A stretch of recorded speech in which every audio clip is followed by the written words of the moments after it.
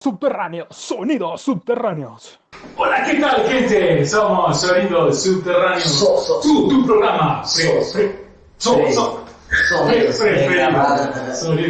Frecuencia. Pregrabado, dice acá nuestro amigo David. Regrabado. Yo soy el muro del Reflashado con nuestro David Toltabuano que vino del espacio sideral.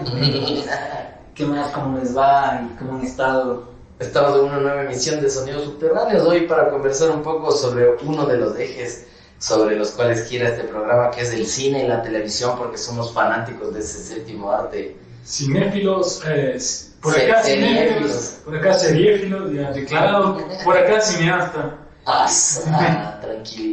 Tranquilidad. Con mucha tranquilidad, porque muy poca película. Con mucha humildad, modestia aparte. Y bueno, vamos a hablar un poco sobre las series que están ahí a boca de urna, o que estuvieron a boca de urna los últimos meses, los pasados meses. Nuestro amigo David Toctabuano ha estado dando lugar a ver muchas series, muchas horas de series recorridas en vez de hacer la tesis. Igual que vos, ¿no? Pero yo lo acepto.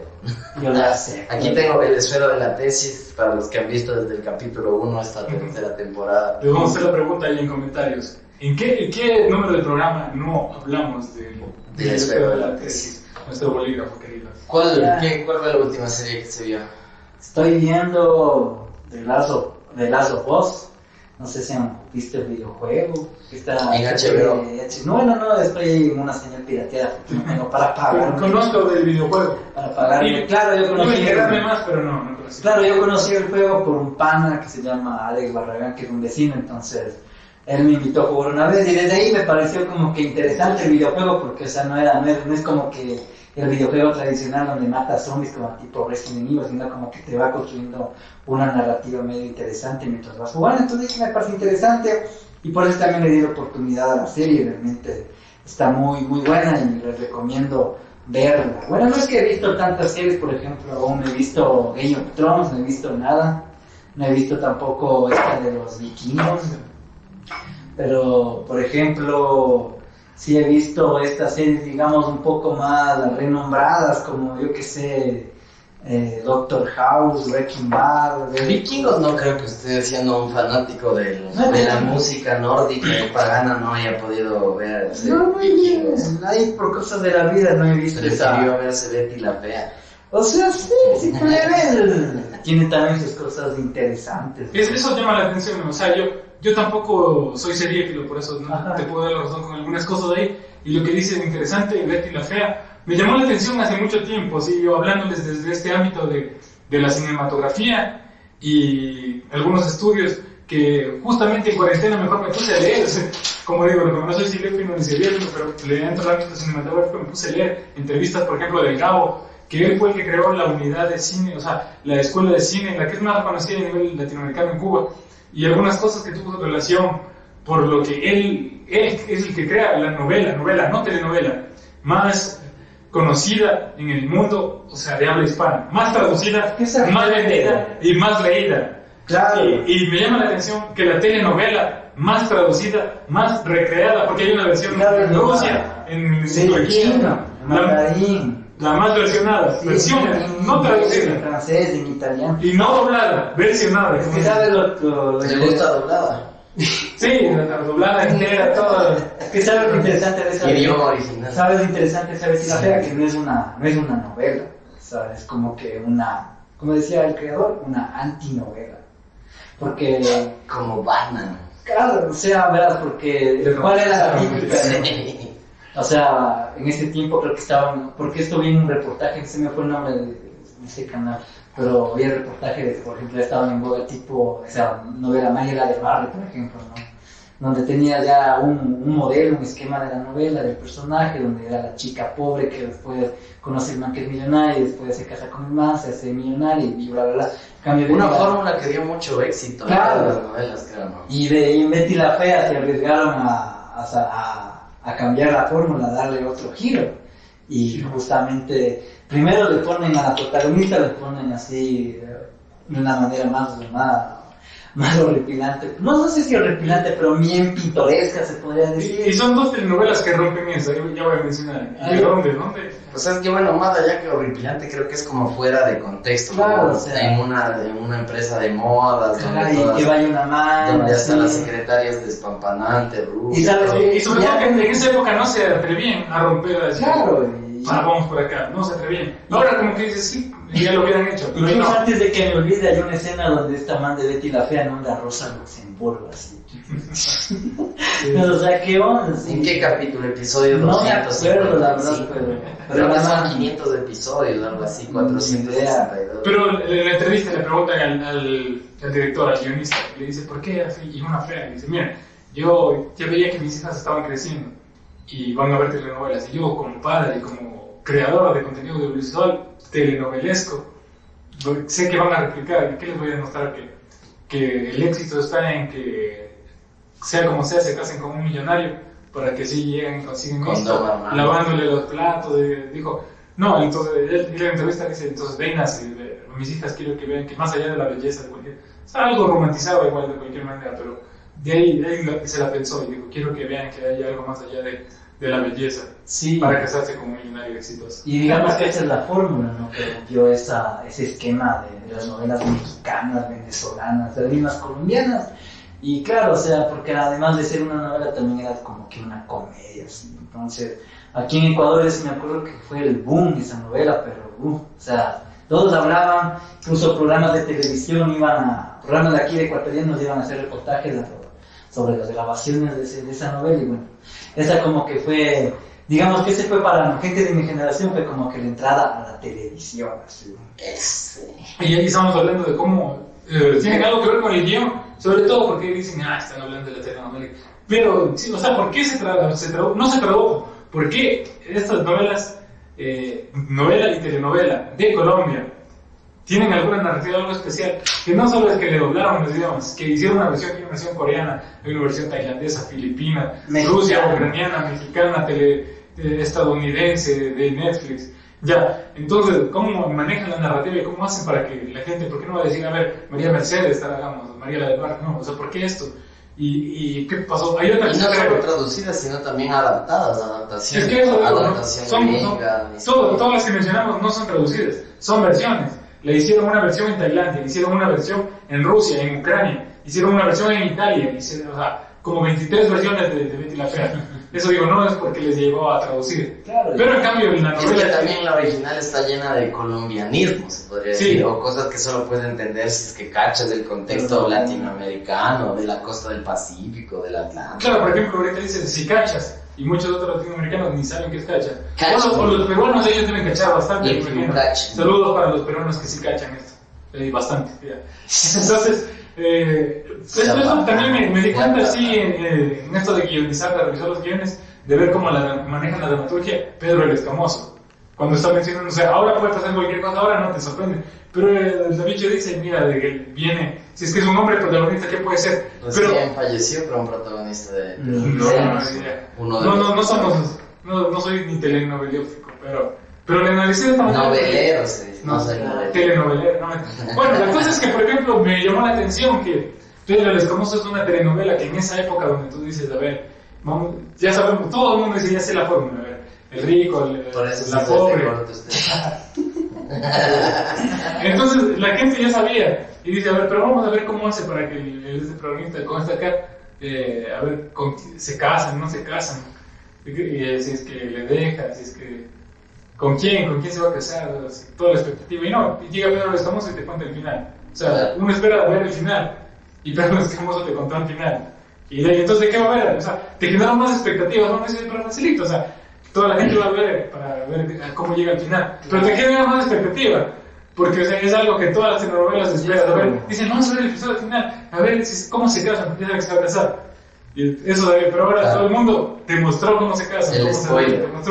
te spoilea, pero esperamos te muestra al final y te da la expectativa, qué se va a desarrollar, de qué se trata esta novela. Y generó así también, que hasta ahora la repercusión y la gente se la sigue repitiendo. Claro. Y ahí yo digo, o sea, Mismo. hay países que, por ejemplo, países para tal cosa, para ir para acá, por ejemplo, preguntámosle acá, ¿para qué ¿En qué se caracteriza Finlandia? Eso nos puede responder David Tocamano. Tiene una energía especial para Dicen el metal. sí, dicen que hay más o menos como 6 a 8 bandas per cápita por cada habitante, o sea, es decir, hay un nivel exponencial de bandas de metal extremo. Stratovarius. Varios estratos, no mentira, de metal. Y pensé que era la marca del violín. Stradivarius, de ropa, ¿no es eso?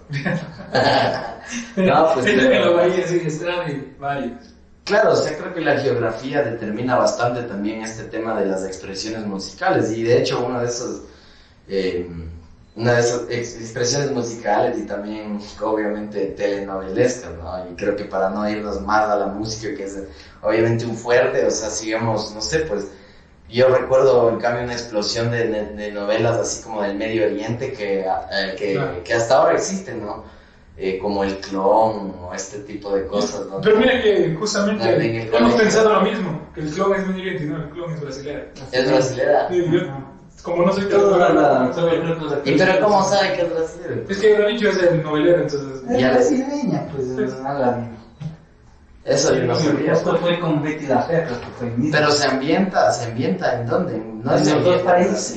En los dos países, en Brasil y en... ¿Dónde creo que no? Yo no sé. Ni idea, pero era en otro país de Medio Oriente. No, yo no sé. Creo que es Marruecos o Siria o Egipto, pero bueno, una de esas. Bueno, pues y por ejemplo ahorita está mucho las telenovelas turcas, ¿no? Que ahora en el mes de febrero sufrieron este durísimo terremoto algunos terremotos que la ONU calificó como el peor del siglo, ¿no? Es que es casi 8, o sea, Es lo lo más. digo para que se den cuenta, 8, ¿qué es algo de 8? O sea, porque no es exactamente 8, pero 7.8. Ya es casi 8. Y ahí es donde vienen esas telenovelas. Yo pensé que íbamos a hablar de las series, Bueno, esa de es las series que están en boga, de HBO, de Netflix, de Disney Plus, de Star Plus, pero terminamos Bueno, hablando de de las- las propias telenovelas. series. ¿Cuál? Creo que la última serie que dio de Telenovelas, no mentira. Pero es que en esa época que estamos hablando también no había así como... ¿Por qué?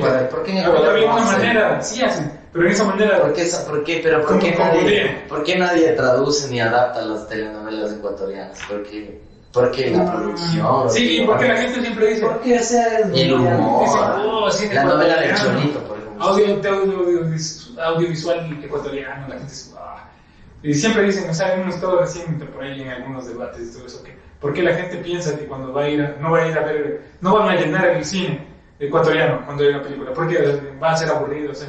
Dicen, no, y algunos me decían, tenemos que educar, tenemos que culturizar, tenemos que enseñar a la gente. Y yo les digo, o sea, espérense, tienen razón en un cierto punto, pero digo, no hay que subestimar. Y dicen, no estamos subestimando.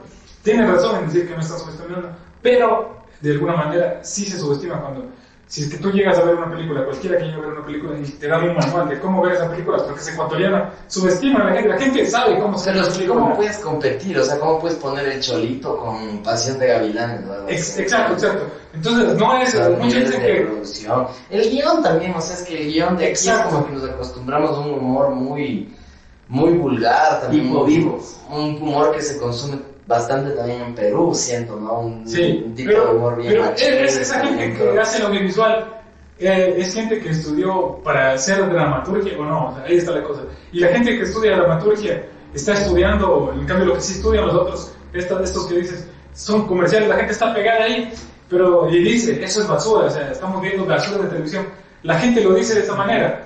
Entonces, ellos, pero saben cómo vender, saben cómo captar. Y los otros no saben cómo captar, pero saben cómo crear el audiovisual.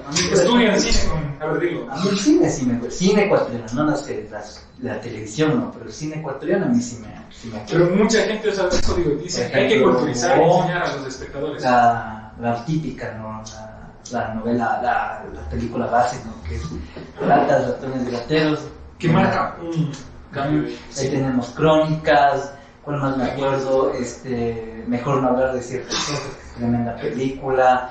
Y en El hombre de la hija.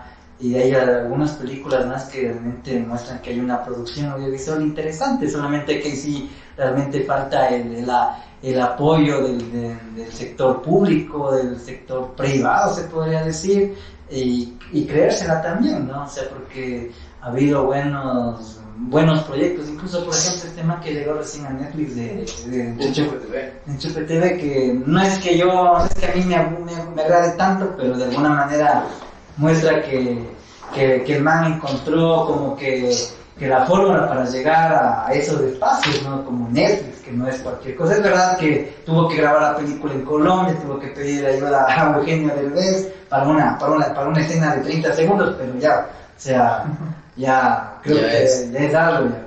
O sea, creo que es interesante también este vuelco que tiene Enchufe TV, ¿no? Que es como proponer un humor más allá de lo que ya había estado acostumbrado el Ecuador, que era consumir el humor de vivos, ¿no? Y de ni en vivo ni en directo. Pero de después los como que se directos, fue, después a mi manera de ver como que Enchufe TV también se fue, o sea, esos humores. se estancó también, ¿no? A mi manera de ver. Claro, porque después yo les dejé de seguir la pista porque ya no me conectaba mucho con los chistes, creo que también fueron que muchos actores que estuvieron al principio Ya no pues, estaban. ya se fueron, quedaron pocos, entraron nuevos, y después también hubo esta nota de que varios por un tiempo estuvieron en Ecuavisa y tuvieron que acomodarse a los parámetros de la televisión, y bueno, sí, ¿no? Entonces, pero de alguna manera esa como que fue una de las formas más cercanas en cuales se innovó el entretenimiento aquí. Sí, justamente hay como que en Enchufe TV como que ya hubo la mezcla de lo que decía. En un lado estaban así, hasta como masters, con magíster en el ámbito de hacer cine. Y la parte o la gente era otra, la gente que tenía que hacer el estudio del marketing, ver qué pega. En cambio, los canales de televisión meten plata y producen porque saben qué pegas, pagan sus estudios de mercado y dicen esto pega en la gente.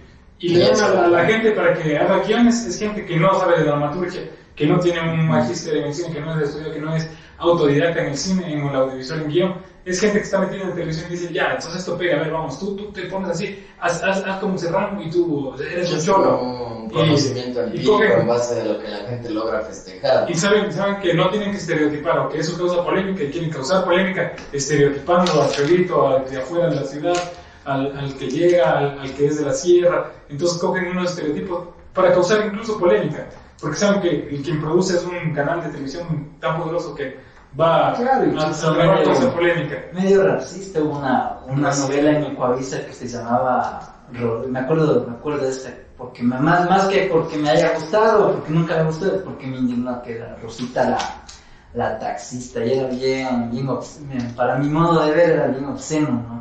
Como ponían cómo colocaban a la típica mujer indígena que iba a ganarse la vida en Guayaquil, ¿no? Le ponían el acento chistoso, todo eso.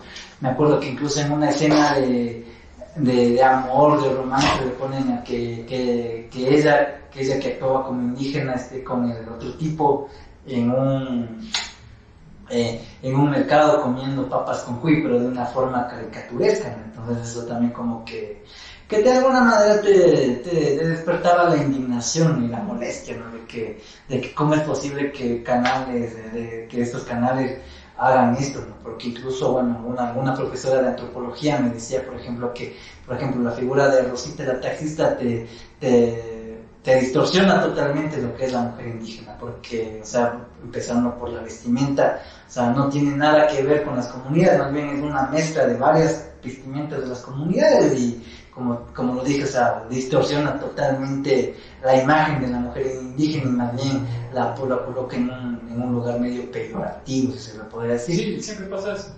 Pero podríamos ver, por ejemplo, hay muchos que nos están escuchando y van a decir, ya, pero la otra cosa es irnos a una agenda y le meten ahí a lo de Soros y ya saben por dónde vamos, ¿no?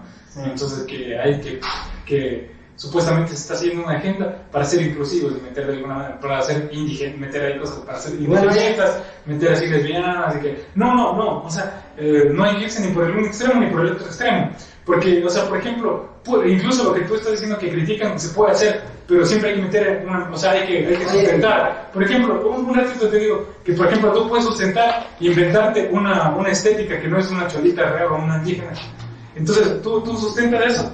Y te inventas una nueva cholita, ¿por qué? Pero si es que sustentas de donde dice, yo vengo de Macanamá, y dice, en Macanamá nos decimos eso, porque yo tengo este sombrero que significa tal cosa. Y no puede ser, o sea, malo eso, porque se está inventando una cholita o una etnia que no existe, pero hay una manera de justificarlo, no ridiculizar de hacer un estereotipo, de ridiculizar a una chola porque las cholas son ridículas. No, tú puedes reivindicar y hacer cosas graciosas porque, como por ejemplo, Jaimito el Cartero, por ejemplo, aunque el Chavo del Ocho y todo, el Chespirito, sí sea bastante denigrante, ya existe como para golpear niños, fumaban ahí en frente de las cámaras de televisión, pero cuando tú hablas, o sea, cuando tú veías y dices, yo soy Jaimito el Cartero, ¿de dónde? ¿Y por qué no venías? Porque me fui de vacaciones a mi Tangamandapio. Es un pueblito pintoresco, de unos lindos atardeceres, ¿no? Y toda la gente ama y adora Tangamandapio. Y todos saben que es un pueblito donde no hay nada. Se popularizó. Se popularizó, pero no denigrando. Es decir, es un pueblito donde no hay nada, donde lo único bonito que tiene el pueblito son sus atardeceres.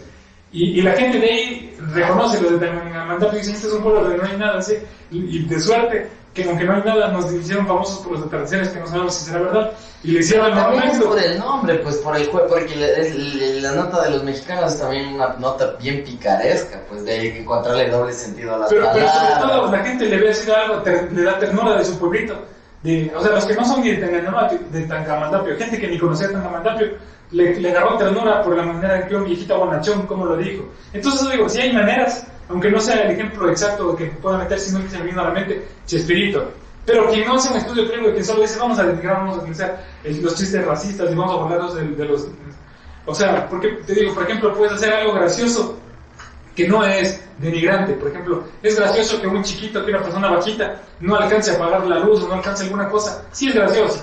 Y puedes hacer que eso se vea gracioso sin denigrarlo. Pero para que llegues a hacer eso, puedes hacer debates, puedes hacer tus debates y todo eso para no llegar a ser denigrante ni insultante, sino ir a lo gracioso.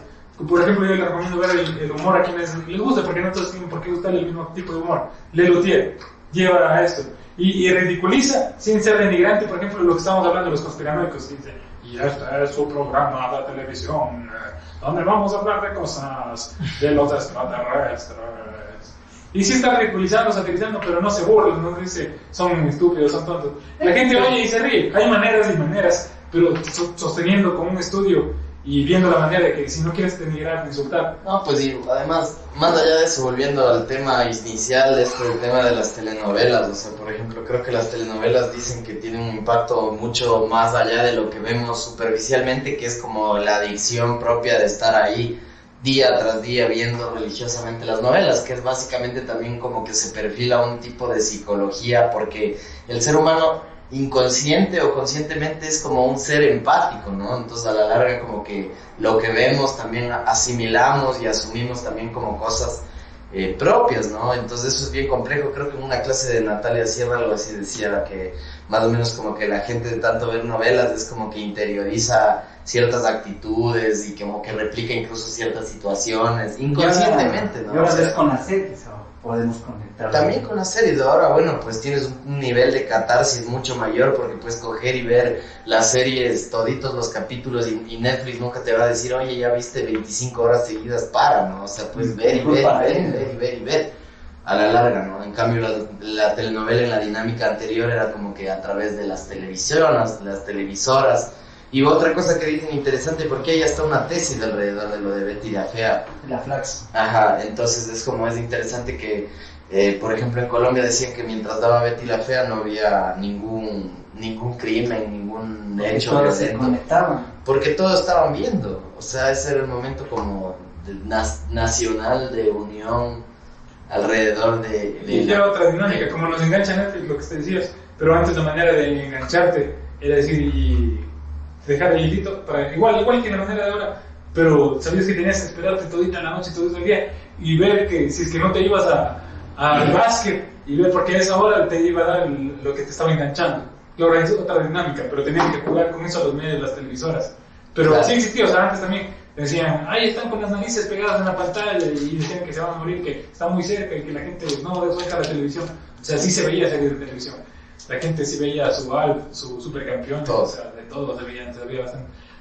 Friends era de esa época. Daba Friends, daba Esa creo que fue la serie que más. un bar muy... yo tengo 45 en de el su época. 78. De su Daba un época. bar muy especial. de su época Casablanca. Esa fue la serie creo que marcó el hito, ¿no? La generación. De Friends. Ben Hur. Beverly Hills 90210. Salvados por la Seinfeld, campana. Seinfeld.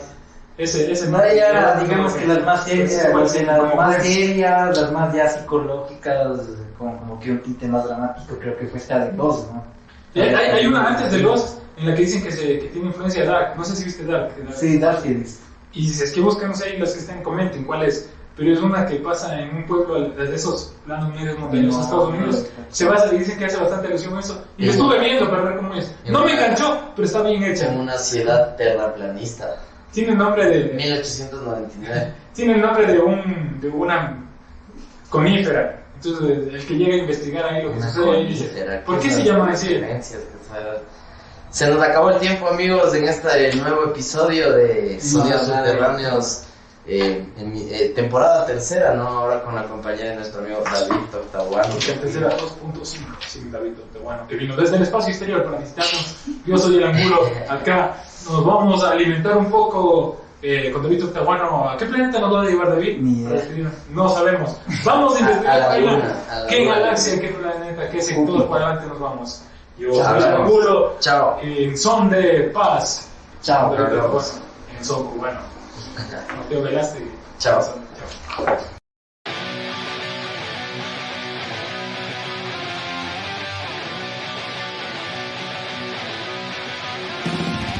Sonido subterráneo, sonido subterráneo.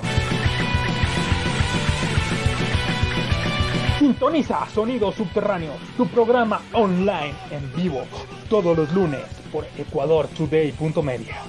A las 9 p.m., 21 horas, Ecuador, Colombia, Perú, Cuba. 10 p.m., 22 horas de Chile. 11 p.m., 23 horas de Argentina.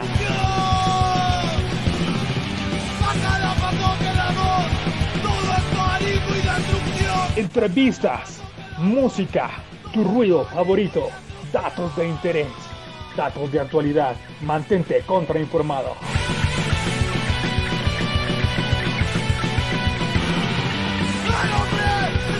La contrainformación está en Sonidos Subterráneos. Sonidos Subterráneos. Sintonízanos en Sonidos Subterráneos.